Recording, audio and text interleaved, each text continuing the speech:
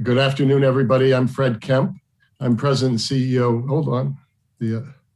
I'm President and CEO of the Atlantic Council, a dynamic, nonpartisan, solution-oriented international affairs organization working to shape the global future with allies and partners across a host of issues. You may have noticed I didn't call the Atlantic Council a think tank. We think that's a misnomer. Thinking is a nice first step, but we take action, we advocate, we seek solutions and are results-oriented. And it's in that spirit, I'd like to formally welcome all of you to this exciting event, Leading from the Front, Washington State as the next U.S. climate champion. Wherever you are in the world, and we do gather global audiences for this sort of event, welcome. I'd like to thank our partners at the University of Washington Clean Energy Institute for their support and collaboration in organizing today's discussion. We're honored to be joined by the Honorable Jay Inslee, Governor of Washington, Washington State Senator and climate champion Reuben Carlisle, in addition to a distinguished panel of public and private sector leaders working diligently to move the needle in Washington State and across the country on clean energy development, green economic growth, and climate action. Mitigating climate change and adapting to its effects is one of the Atlantic Council's 6 defining challenges.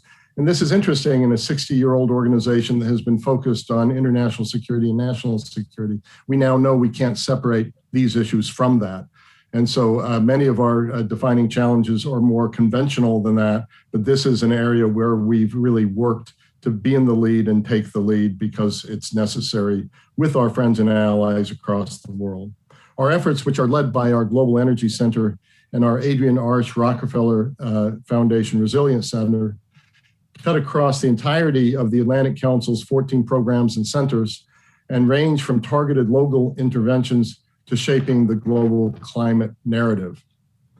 This event forms part of the Atlantic Council Global Energy Center's larger Beyond the Beltway initiative, where we work to spotlight important policies and developments at the state and local level in collaboration with partners on the ground. We have found very often that we'll find the best ideas for national and even international policy in states like Washington, who have really taken the lead on this sort of effort.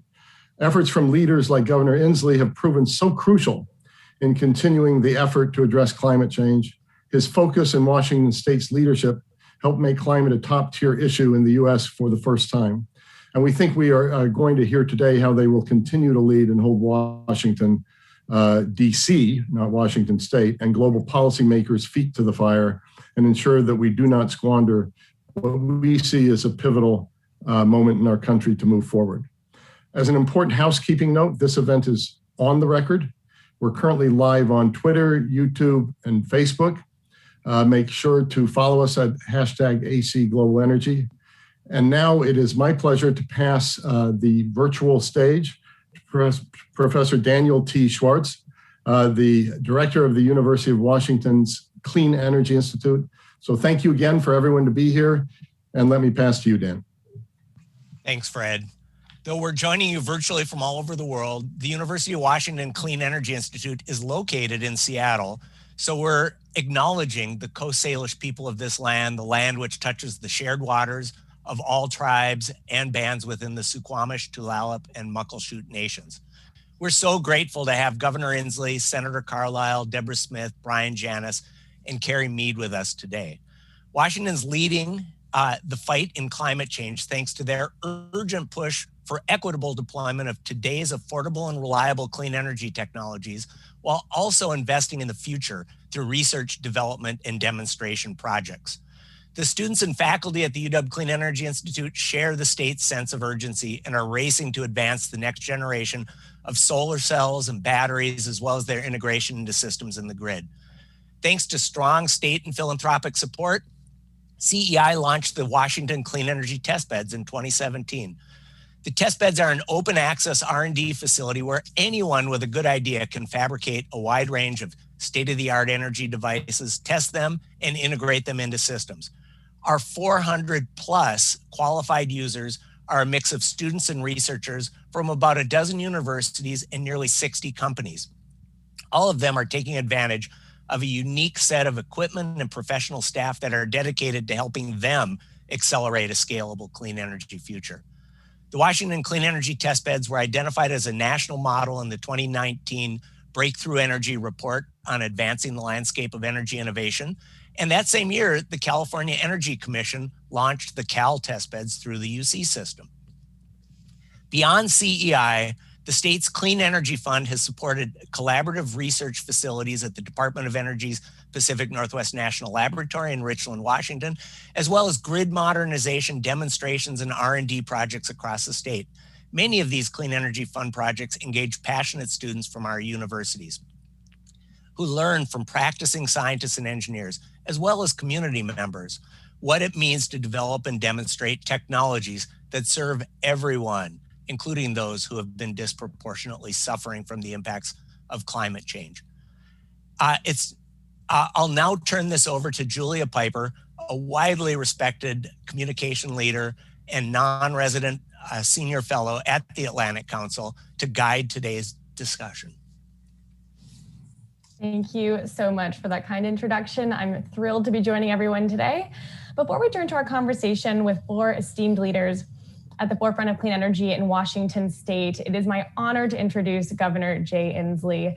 He's a leader who I think we can all agree has changed the game on climate and energy policy. I'm, almost kind of giddy speaking with him today, just having followed his work so much. With that, Governor, I hand you the floor.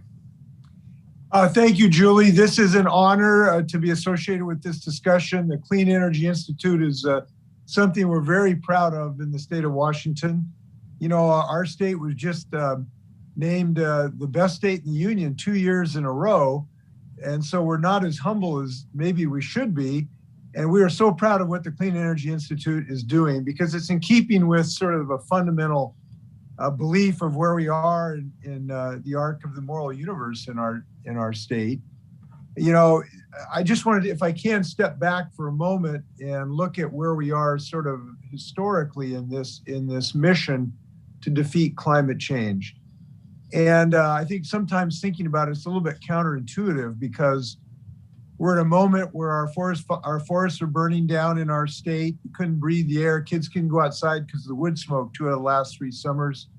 We have ocean acidification, the worst on our coastline, perhaps anywhere in the world. The Arctic is melting. The Antarctic ice sheets are collapsing. We're finding desertification accelerating. And in the midst of that type of scientific disturbance, it can get us down sometimes. I think one of the things we have to do is lift each other up. And so I'm glad we're having this discussion to lift each other up as climate warriors this morning. And the Clean Energy Institute is an important part of that. I think we're in a moment sort of like Winston Churchill talked about during the Blitz in London during World War II. And he was walking through the burned out London one day, and somebody came up and said, "These are such terrible times. How do you keep going, Prime Minister?" And he says, No, you got to understand it. These are great days. These are great days. These are great days because there is so much at stake, and we all can be united in a very noble mission. And I think that we are in a noble mission to create new clean energy technologies that can save us from this beast of climate change. So I look at this when I get up in the morning, is how do I maximize that 24 hours of the great days that we have to work together to save literally kind of the way of life as we know it. And the Clean Energy Institute at the University of Washington is something we're very proud of in this regard. Now, I remain an optimist about this effort. And if I can tell you a little bit story about why I feel that way. I used to serve in the US Congress, and back in about 2005 or 2006, I wanted to promote the idea of electric vehicles in the US Congress. And I wanted to share this vision that we could transform our transportation system to one that was not based on carbon-based fuels. So I wanted to show some of my colleagues of what the future could look like. So I brought a General Motors prototype of their hybrid Volt that at that point was just a prototype, and I wanted to bring it to show my colleagues. So we brought it down in a U-Haul trailer, and I brought it next to the Longworth building. I had a bunch of my colleagues I asked to come to see what the future looked like. And we rolled it off the truck, and we started just showing people, and we opened the hood, and it didn't even have a motor at that point, because this is essentially just the concept at the moment. And my colleagues started to give me a load of grief that I was bringing this kind of toy car. And frankly, they just gave me a bunch of abuse, because they thought that this was much more a fantasy than a reality. We'll jump forward to 2021, where we have General Motors saying we're basically going full electric. In 2024, 200 models of all electric cars will be offered. Volkswagen said they were going to change their name to Volkswagen. It turned out to be an April Fool's stunt for marketing purposes. But in that period of time, in a decade and a half, we now have an electric transportation future as a reality based in, rather than just a fantasy. And we are seeing this breakthrough technology happening all across multiple sectors of our industry. And we are now realizing the job creation opportunity in my state big time, where clean energy jobs are growing. You can't turn over a rock in my state without finding jobs being created. In Moses Lake, in clean energy, a carbon fiber technology that goes into BMW. In Bellingham, where North America's largest, most rapidly growing solar panel manufacturing company, just opening a new factory in Burlington, Washington. In southeast corner of our state, where our largest concentrated solar farm is going in, and electric cars, which are just going crazy in our state. So this is a moment that I think we ought to be pushing the electric pedal to the metal on every policy to grow technology and to do the R&D that is necessary to reach the fruition of these ambitions. And I've seen the Clean Energy Institute at the University of Washington. This test bed idea really has had fruition early, and we've got to continue that effort. Now, it's not just R&D, obviously. We have to have policies that will succeed in accelerating this rate of technological deployment. Innovation and deployment, both are important. We're very proud of our state. As you know, we've created, with the help of Senator Carlisle, a great leader on these issues, already the best 100% non-carbon clean electrical grid bill in the United States. And it is the best because it is the most concrete, but it also embeds the most important environmental justice provisions and protection for working people provisions in the United States. It's a template for the whole rest of the nation. We've also adopted the best energy efficiency standards in the United States. And of course, as Amory Levin said, megawatts, the energy you don't use, is always the cheapest clean energy. We're very proud of that. Another template for the United States. But we're not done yet. We've got more work to do. And in my state today, literally this week, we're working on two bills that are incredibly important. One is a clean fuel standard, which will give consumers cleaner fuels, less toxic polluting fuels. Consumers deserve this and demand it appropriately so. That is both an effort to defeat climate change and to get carcinogens and things that are causing an epidemic of asthma out of our kids' lungs. So that clean fuel standard is something we know can work. It's working in California with negligible costs at the pump. And we're very close to getting that through. We also have a bill, again, Senator Carlisle's championing this bill, the Climate Commitment Act, which will set what we need in our state, which is an absolute concrete binding cap on carbon emissions and an investment portfolio that will use revenues generated by that cap for investment of the kind of things we know to defeat climate change and to help our transportation system big time. We call it our cap and invest bill. This will complete a trifecta on the West Coast of having these provisions. And we're very, very excited about getting those two things across the finish line in the upcoming days in our legislature. I know that when they pass, two things will happen. we will create more green jobs, and we will take another step in the fight against climate change. And we know we can't win this thing alone, but Washington State has always led, and I'm looking forward to continue our leadership on these measures. And I want to thank everybody on this call for being an advocate for these things. I hope you'll be an advocate in our state legislature to let them know your thoughts in the upcoming days, and actually hours. A couple of these bills are up for potentially a vote in some committees in the next couple of days. So we appreciate anybody's weighing in with their First Amendment rights. So these are great days. We're moving the ball in Washington, and I'm looking forward to your easy questions. Governor, thank you so much for those remarks. I have two questions for you before we let you depart the event here. The first is to follow up on those bills that you mentioned. I'm curious if you're seeing more support for them than you have in the past. Are we at a moment where the public is ready for even bolder climate action, noting, as you did, that Washington State is already a leader? It has big 100% clean electricity goals. Is it time, and is there support for a clean fuels and cap and trade system? Yes. We're on the 6-inch line on both of these bills, and we're right there federally too. Let us not forget the United States elected a president who has made bold, aggressive, robust climate commitments and is following through on them.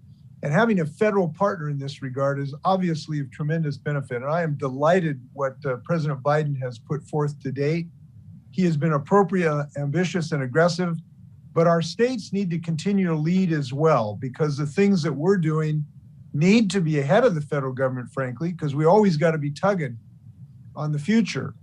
So we've got to get these bills through, even with a good federal partner. We know the filibuster still stands in the way of progress federally. And the public is more than eager for these measures.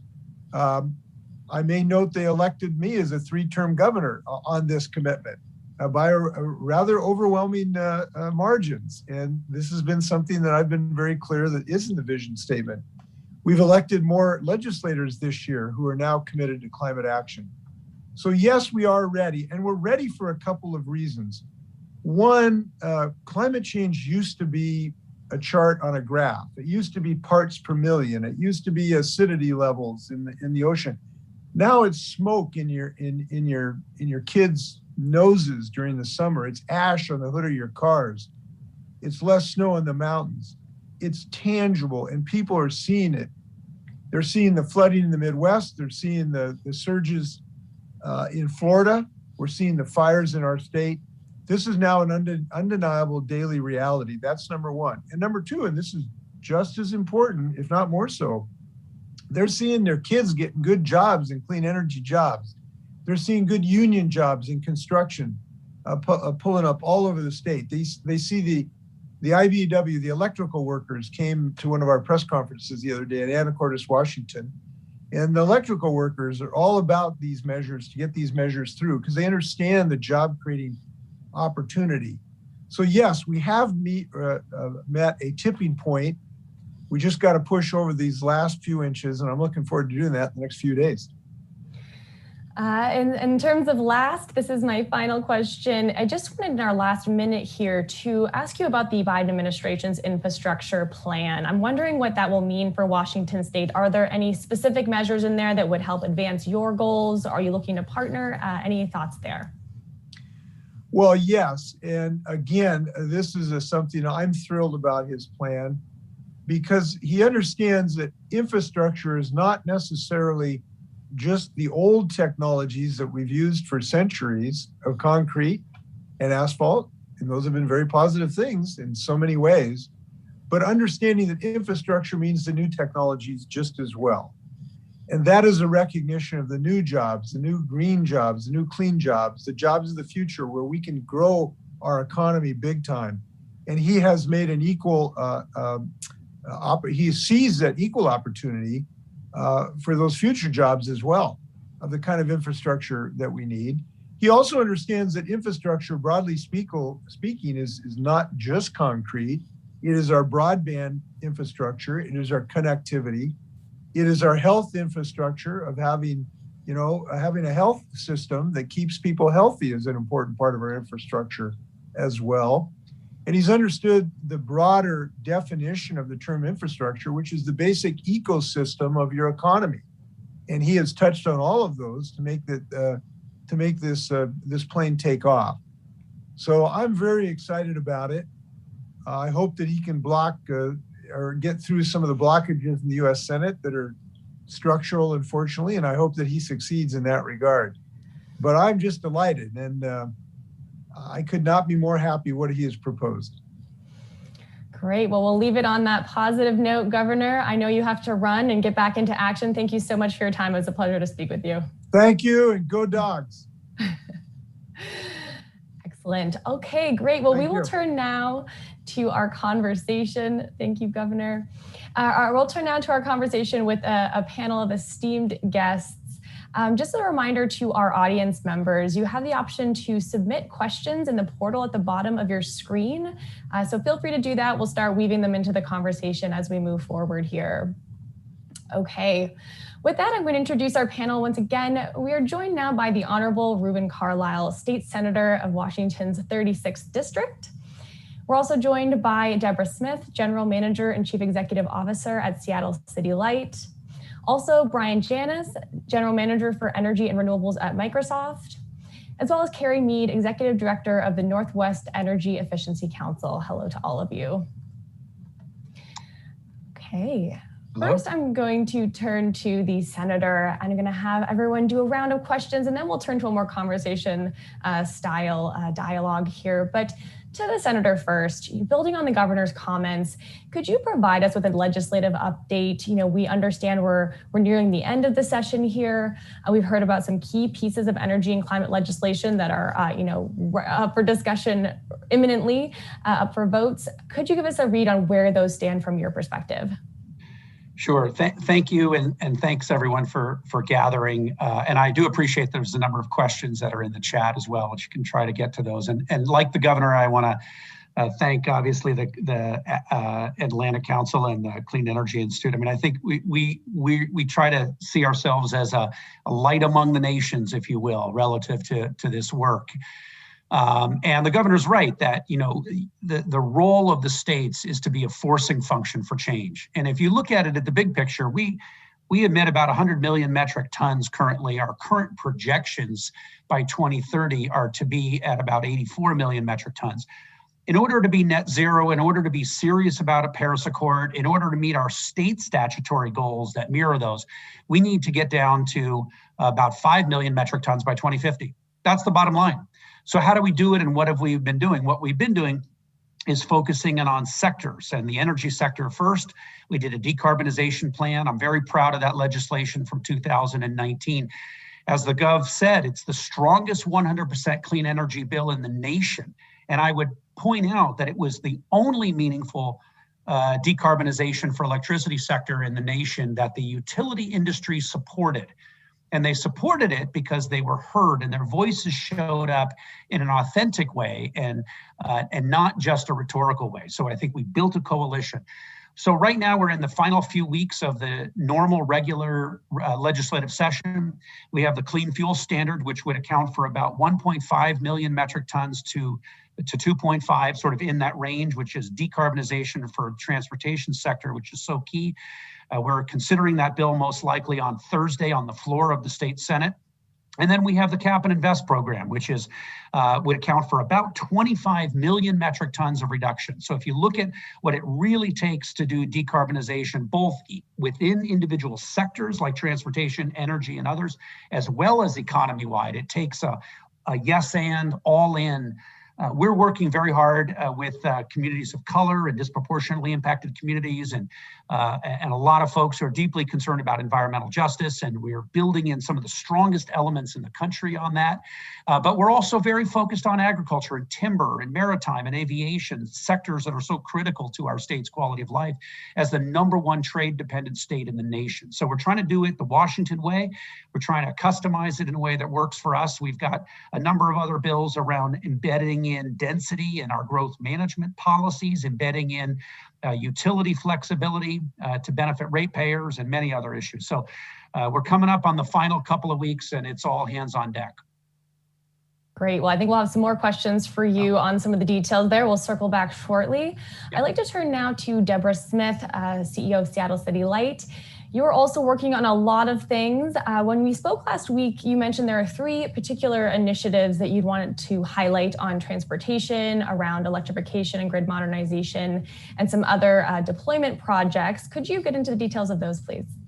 Sure, thank you. And thank you so much for having me. It's an honor to be part of this panel with my esteemed colleagues. So I've been at the City of Seattle in my current role for about 2.5 years. And I loved when the governor referred to climate warriors. And I would say that one of the reasons I came to Seattle was because of the reputation and the work and the commitment that the city and City Light has to environmental justice, clean climate, et cetera. So there's a ton of really great stuff going on. And I think in many ways, City Light was fortunate. We used some of the downtime that happened early in the pandemic to really get to work and prepare ourselves and pull pieces of work and charters, et cetera, together so that we would be prepared when perhaps stimulus funds or other things become available. So yes, we've got, actually there's 4. I counted again, but they're all tied in together. So, first of all, we have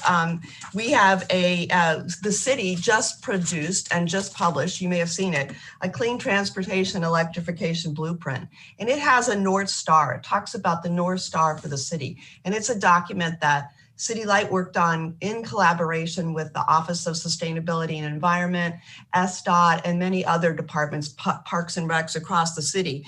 And the North Star is that in Seattle's future, everything that moves people, goods, and services in and around the city is electrified. Isn't that a great North Star for transportation and electrification? So that is looking at the overall, and there's a couple of initiatives within there that are really ours. One is around grid modernization. And so we also have a grid modernization roadmap that we've just completed that really literally just rolling out. And so I had to ask for a copy of it this morning because I didn't actually have one in my box yet. That's how new that is. And then we also have the Transportation Electrification Strategic Investment Plan. It's a mouthful, and it just rolls right off the tongue if you say it a few times. But that came about as a result of 2019 legislation that Senator Carlisle and others were involved in that gives utilities, it was enabling legislation. So it gives us the opportunity to provide incentives for transportation electrification in the form of charging infrastructure, et cetera. And what it requires is that the governing body, in our case, City Council, adopt a formal plan. And so we were able to get that done last year despite the pandemic. And we are in full-on implementation mode right now, which is really focused on outreach at this point. And then lastly, we put together a portfolio of 18 projects that all have high-level budget estimates, charters, and those are the projects that we are ready to move on as funding becomes available, either through existing streams, through DOE or Commerce, you name it, but also through stimulus monies that will be coming in the future. And so we call that our Utility Next 2.0. And it's really kind of exciting. The projects themselves are very specific and detailed, but together they move Seattle forward in a pretty remarkable way. So thank you. Excellent. Thank you so much. I will turn now to Brian to get the corporate perspective. Microsoft's active on a lot of fronts. Could you outline your approach to tackling climate change? I know you have also a 3-point strategy. Yeah, we do. I mean, I think we have a role to play across several fronts. I mean, one of them is around, how do we integrate new technologies into our own infrastructure? We're a huge consumer of electricity. So, and we have behind the meter generation and we have batteries. And so we're constantly thinking about, how do we help lead around innovation? We've got $1 billion climate fund where we're investing in new technologies and helping to accelerate those technologies and bring them to market. We also have our purchasing power, right? We can, as a consumer, as a large consumer of electricity, we can work with utilities. We can create demand for the types of products that we want to see into the market. 24/7, clean energy offerings from utilities, which we've done with Vattenfall in Sweden, for instance, and really helping to use that purchasing power as a consumer, to really vote with our wallet in a lot of ways. Governor mentioned, the work he did on the Volt, which I thought was super interesting. My son is 16 years old. He's ready to buy his first car, and the car he's looking at is a Chevy Volt, precisely because of the efficiency that it offers, right? And so he's voting with his wallet. And we've looked at a lot of different cars. He keeps coming back to the fact, like, Dad, like, this is going to save me like $1,000 a year, right? So he's using his power as a consumer really to drive behavior towards more efficient products, and that's what we get to do as a company, right? And say, hey, we have these commitments where we want to achieve zero diesel fuel for our operations by 2030. And so it allows us to really use that purchasing power as a big consumer to drive the sort of behaviors we want to see in the market. And the last piece, and this is where, to give a shout out to Senator Carlisle and Governor Inslee, is around policy. Like, how do we use our voice as a large corporation in Washington State, but also a large corporation globally, to be able to influence how policy evolves? Because we can't do it on our own. It's not just going to be about new technologies. It's not just going to be about changing consumer behavior. It is going to be about making sure that we have a whole of society approach to this, where we're leveraging consumer behavior, corporate appetite, but also what's the role and responsibility of governments to make sure that we're putting this sort of policies in place that will allow us to achieve our goals, because we do see policy as part of that. Like, we recognize there are barriers to an extent to achieve the sort of things that we've laid out as a company, becoming carbon negative by 2030, for instance. When we set that goal last year, we recognized full well we didn't know exactly how we were going to get there. We knew we were dependent upon certain technologies evolving, dependent upon working with our utilities and working with government to make sure that policies evolve in such a way that allow us to achieve those goals. It's not something we can do on our own. And so we do look at technology, the role of ourselves as a big consumer and our purchasing power, but also our dependence on policy and partnering with governments to make sure that we're evolving markets, we're evolving regulations in such a way that create the sort of pathway to the goals and the end that we all have, which is rapidly decarbonizing the entire electricity sector, but also multiple sectors. So we're excited to get to be a part of that, excited to be a part of a state where we have a tremendous amount of support from our peers, but also our legislators, our governor. It's really an incredibly exciting time to get to be a part of this and partner with so many people that are committed to the same ends. Before we move on, I am curious, Brian, does Microsoft support the low carbon fuel standard and cap and trade proposals in Washington State? Absolutely, yeah. And we've had our own, we've had a carbon tax, internal carbon tax, since 2012. And this is not a shadow price. This is a legitimate tax where all of our business units pay into a centralized fund for the carbon they emit every year. And we've increased that price every year. And so it's providing the type of incentive, knowing that this is where we were going as a society. We knew that a price on carbon was going to be a necessity. So we went ahead and put it in place. And it's had a tremendous amount of impact. It affects my job every day because I, as having responsibility for Microsoft's energy consumption, that's a tax that I'm responsible for. And so if I don't go find ways to source clean energy, I'm effectively having to pay this tax. And so, we see this as a really important tool to moving, multiple sectors, ours included, to where we ultimately want to be, which again is a decarbonized future. Great, thanks. Let's turn now to Carrie. I'm curious to bring building decarbonization more into the conversation. We've actually already had a question about that, asking about not just the transition to renewable electricity, but finding lower carbon ways of heating and cooling.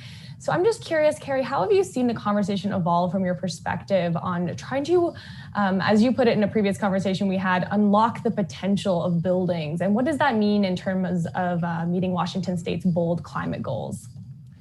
Yeah, thank you so much, Julia. And thank you to the Atlantic Council and the Clean Energy Institute and all my co-panelists, Senator Carlisle, Governor Inslee. There are so many incredible people in Washington State working on these issues, and it's really an honor to be included in the conversation. So thank you. NEEC is a nonprofit business association working for over 25 years advocating for energy efficiency in the Northwest. And I think when Governor Inslee spoke earlier and talked about the actions that have happened in the state of Washington to advance energy efficiency, it's true. We've been a real leader in that regard.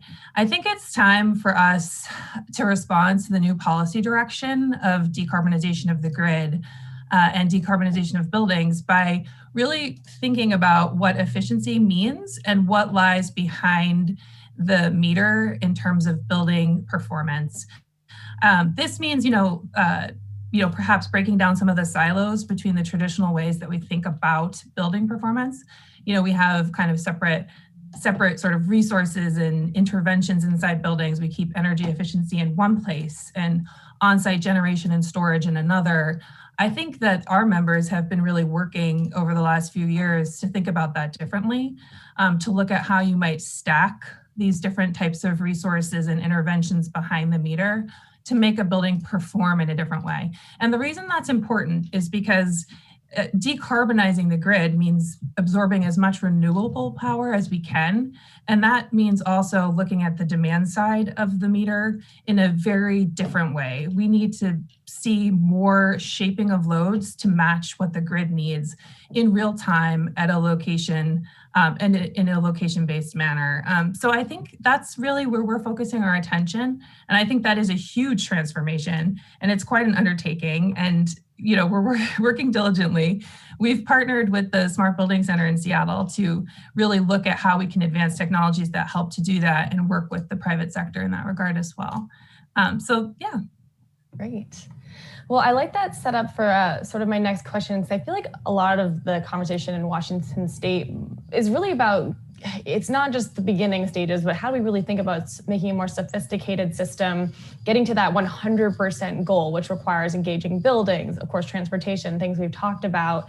So maybe going back to the senator, I know you were involved in passing Washington's bold electricity goal, 100% clean electricity. I think a question that's come up and is also on many people's minds is how do you ensure that the grid stays reliable through that and that we can get to that true 100% while ensuring there's a diverse resource mix and we're really leveraging all the resources out there, such as buildings. How would you think about that, Senator?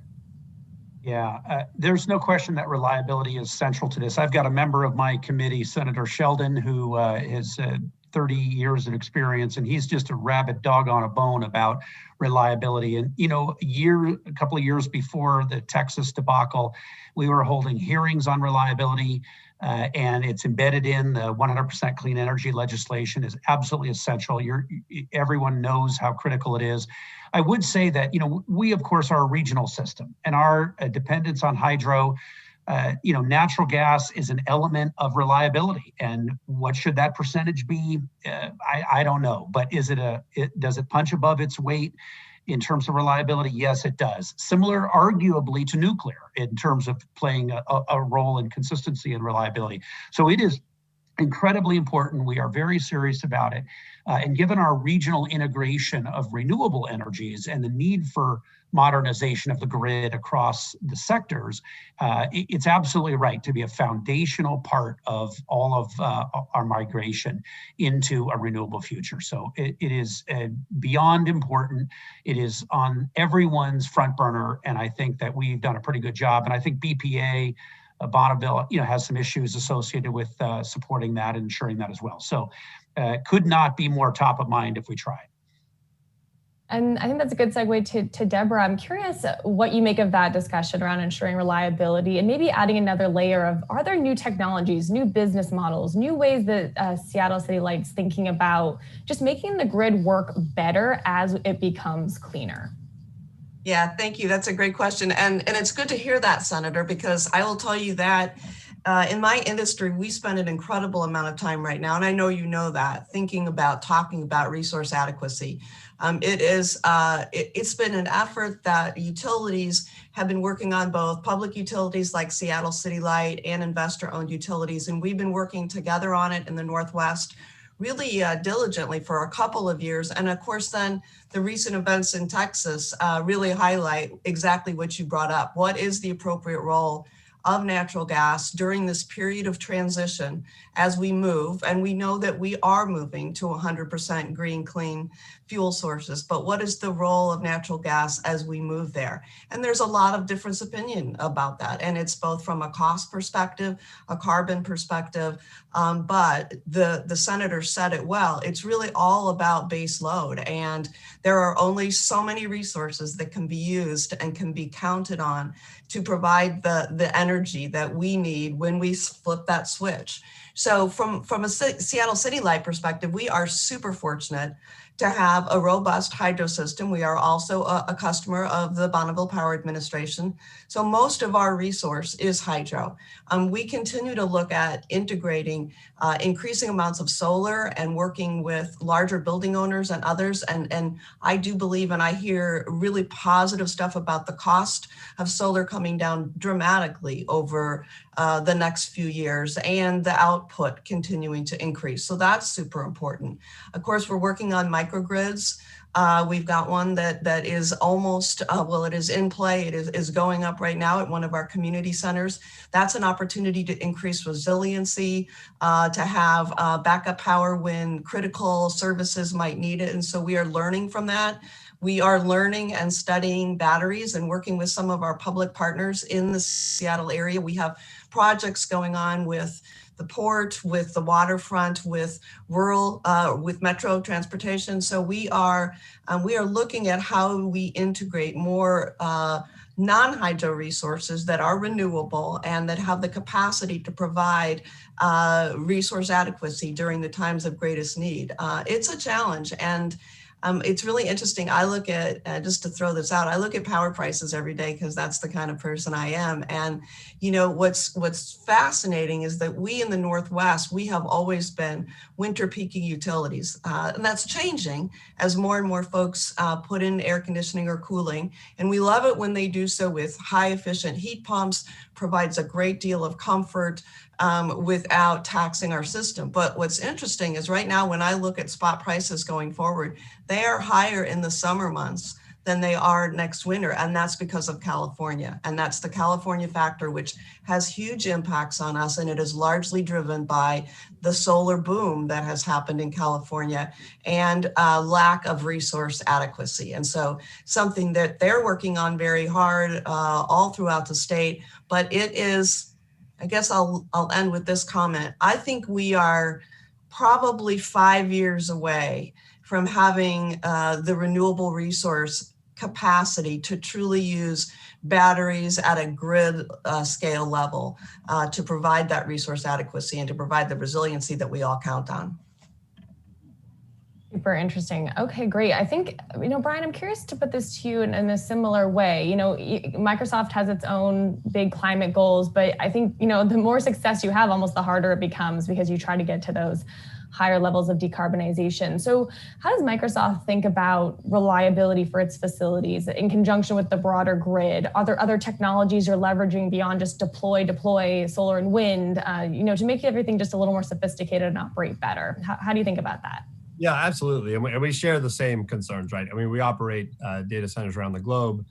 These data centers support a lot of critical infrastructure. I mean, these are things that hospitals rely on, that emergency management systems rely on during outages. And as we experienced in Texas, we have a huge data center in Texas. And so we were able to keep that data center online because we had backup generation. We operated for over 96 hours on our standby generators. So reliability is super important to us. But as we think about, you know, where we're trying to go as a sector, it's about achieving sort of dual goals of reliability and resilience and sustainability, right? And so how do we move towards a system that actually can deliver highly reliable electricity, which is going to be increasingly important as we electrify more things, right? As we move towards a more electrified system of transportation, for instance, you know, we're going to need, you know, my son's going to want to charge his car, right? He's going to want to make sure that, you know, we have that highly available power that we all desire, especially as electricity becomes a more important part of the sector. But also, how do we make sure that we're increasingly finding ways to look at those incremental additions as being sustainable as well. We don't need to be building more natural gas-fired power plants, for instance. So, we need to find ways to make sure that we can deliver, both sort of the intermittent renewable energy resources of wind and solar, but also firm dispatchable resources, which we're blessed to have here in the Northwest with all of our hydro, but we have to find ways to do that elsewhere as well, and make sure that we're continuing to integrate things like longer duration batteries, for instance, and we're doing a ton of work in that space right now. And we see a huge opportunity for batteries as providing more in our own infrastructure, standby power for our data center operations. And I do think by the end of this decade, we're going to see a tremendous amount of batteries being deployed in place where things like diesel generators are relied on today. And so we have to keep investing in technology and innovation, and then also making sure that markets are evolving in such a way where those resources can be a critical part of providing that sort of resilience, right? As Deborah was talking about around, the role of microgrids and distributed energy resources, and making sure that we have the sort of incentives to invest in that infrastructure because markets are evolving. And we're seeing a lot of progress on that front. For 2222 is a great example of saying like laying that groundwork for how consumers can really start to think more forward around what sort of role that their own investments and their own infrastructure will play in the evolution of markets going forward. And that reference to FERC Order 2222 being that you could potentially aggregate distributed energy resources and bid them into markets, have them serve as a resource at sort of a larger level than they currently play in markets today, correct? Yeah. Yes, exactly. I guess I want to build on that to go to Carrie. I'm wondering how you see the role of distributed energy resources and efficiency playing in and buildings as these resources. We're hearing about hydropower, we're hearing about natural gas, we're hearing about baseload. Is there a role and what would it look like to have newer technologies also participate in the resilience and decarbonization discussion? Yeah, that's an awesome question. It's kind of the $1 million question, or maybe the $1 billion question. So in the simplest terms, I think we need to create economic opportunity and allow for innovation in the building performance sector. In more specific terms, I think that could get really detailed in terms of looking at how are we incentivizing utilities around efficiency? Can we shift that? In Washington State, we passed, this hasn't come up yet today, but we passed some legislation in 2019 called the Clean Buildings Bill, which is about setting performance standards for commercial buildings in the states. Landmark legislation, some of the first in the nation, really impressive stuff. Of course, more cool stuff we're doing. I think we need to look at, are we aligning our utility objectives around efficiency with that legislation? That means looking more at the meter and less at how do we build up, different measures inside of a facility to package efficiency there. That also harkens back to what I was saying earlier, which is about breaking down those silos. Our regulatory frameworks right now really silo the way that we approach building performance. So efficiency is in one space. DR might be there depending on the state. Sometimes it's in a separate space. Storage is certainly something entirely different, as is on-site generation. To really get buildings to scale to the scale that utilities would need them to be at to provide the level of performance the grid needs, we need to enable stacking of those resources behind the meter. And we need to provide economic opportunity for businesses to innovate about how we do that. I think there are some examples out there that are being tested. And then it would be unwise to step away without saying, we also need to provide more opportunity for demonstration of new technology. We need investment in that space. I was really excited about the Connected Communities FOA that came out of DOE this year, or I guess it was last year. I'm excited to see what comes from that. So we need some more, a little more investment in R&D. And then we also need to start really rethinking the way that we regulate utilities and buildings themselves and really provide that opportunity for innovation. I've heard it said, stop micromanaging energy efficiency. And I think that's true. Interesting. Great. Well, let's go back to the Senator. I'm gonna get into these pieces of legislation once more. A couple of specific questions for you that I've seen come up. On the Climate Commitment Act, Senator, I'm wondering why a cap and trade program might be preferable to a carbon tax, say. So I'll put that one to you first. Sure. Well, I answered this in the chat. I think I was one of the only ones answering in the chat. So listen, it's a great question. Look, there have been two public initiatives in the past 4 years in this state, both of which got pretty well crushed by the voters 60-40 against closely. One was revenue neutral, and one would have raised funds for investment in clean energy and other issues. We have 4 polls, public polls, that have been done in the past 6 months, and all 4 of those polls basically have the same exact results as those 2 public initiatives. So we have 6 data points that I think are important and objective regarding the views of the people of this state. I believe first and foremost in carbon pricing. I think the negative externalities of carbon are not embedded in the price of the product, and we need to change that. I will say that I think a cap and invest program, A, can pass. I think it can get the votes. B, I think it can withstand public scrutiny relative to being repealed by the voters. I think it would stand. And third, I think it integrates into the West Coast in a market-oriented way that can function. I think fundamentally the fact that our emissions have increased while California's went down during those critical years, I want to be unbelievably clear.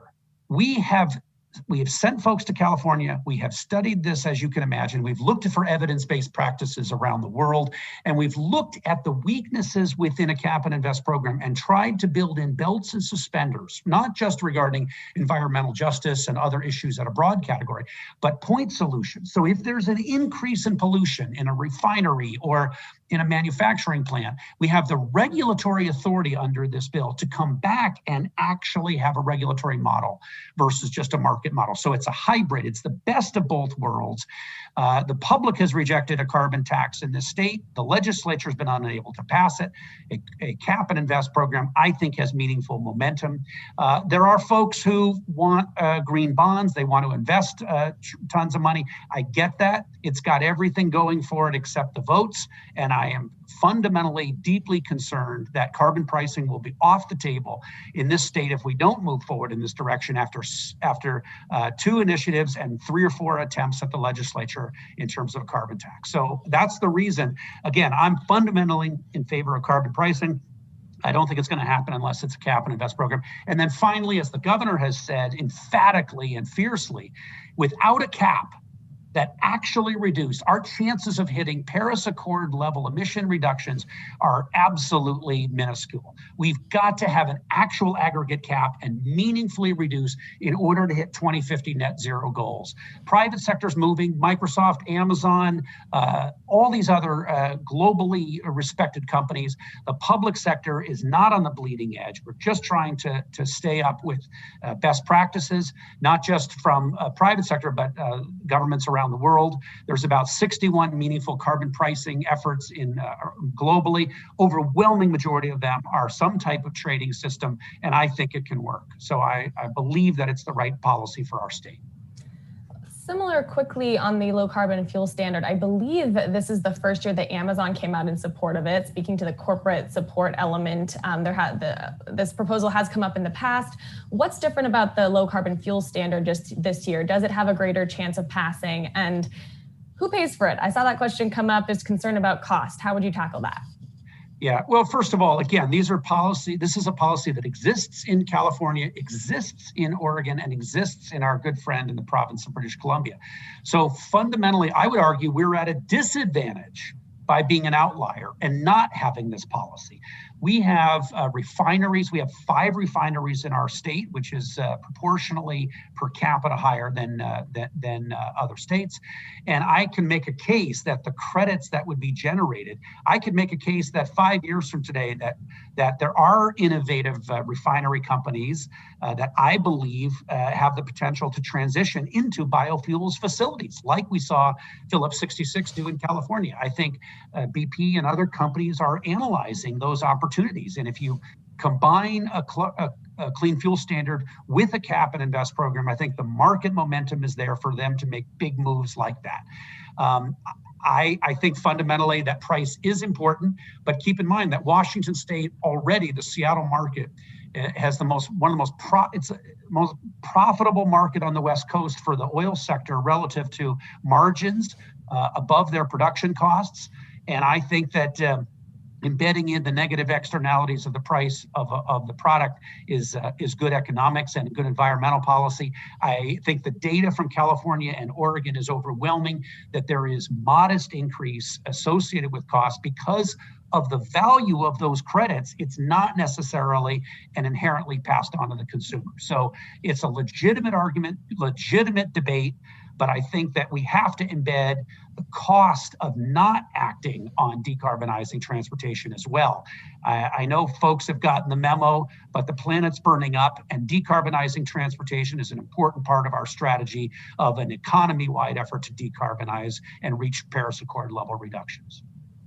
Great. Hey, Julia, I'd like, if I Yes. can jump in just for a second, and Senator, I was actually in Oregon and running a small utility, transmission and distribution utility along the Oregon coast when Oregon put the low carbon fuel standard into place. And there was all kinds of consternation and anxiety and a lot of hand wringing.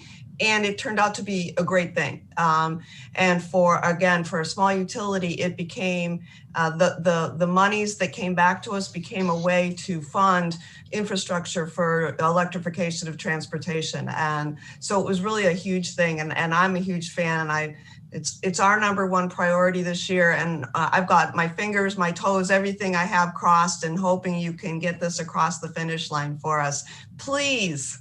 Well, I also want to say for just a quick second, the truth is that on the difference between cap and invest and carbon tax, 90% of them are similar. 90% is aligned with the central elements on the pricing side and on most of the spending side. It's just that you won't achieve emission reductions without a cap. And I come back to that because one of the questions in the chat is spot on, which is people are not necessarily clear on what these policies are. Jerry Brown came up to Olympia and met with us the day after he left office a few years ago. And he said, look, cap and invest program can get public support because agriculture and timber and other sectors can get benefits from it. It isn't just an across the board tax that consumers feel that they're paying and the money evaporates into the ether. So it's an important policy for us to figure out, but we need decarbonization and our state needs to lead the way, not just in the electricity sector, but in all of the other sectors. Right, carbon taxation creates a revenue stream. Cap and invest or cap and trade actually forces a reduction in the carbon emissions. So I agree with you on that.